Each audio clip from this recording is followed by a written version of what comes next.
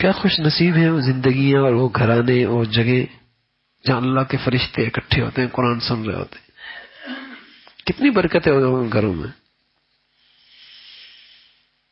کتنی برکتیں ہوتی ہیں. ہر آدمی کو رونا ہے، برکت نہیں، نحوست ہے، پتہ نہیں بندش ہے، پتہ نہیں کیا ہو گیا. ہم تو یہ کہا کرتے ہیں کہ کسی کو بندش کرنے کی اب ضرورت ہی نہیں ہے، ہماری بدعمالی ہی کافی ہے بندش کرنے کے ہونے کے لیے. کسی کو کرنے کی ضرورت نہیں، کسی کو جادو کرنے کی کیا ضرورت ہے؟ ہم نے خود ہی بہت جادو کر رکھے ہیں. کسی کو اثرات کے لیے کچھ کرنے کی کیا ضرورت ہے؟ ہم نے بہت اثرات اپنے گھر میں پیدا کر رکھے. جھوٹ وہاں ہے، غیبت وہاں ہے، بدگمانیاں وہاں ہے، گندا لٹریچر ہمارے گھروں میں ہے. ہر وقت دنیا کے تذکرے، فیشنوں کے تذکرے، ایک وبا ہے، عذاب ہے. تو کیا ہوگا پھر؟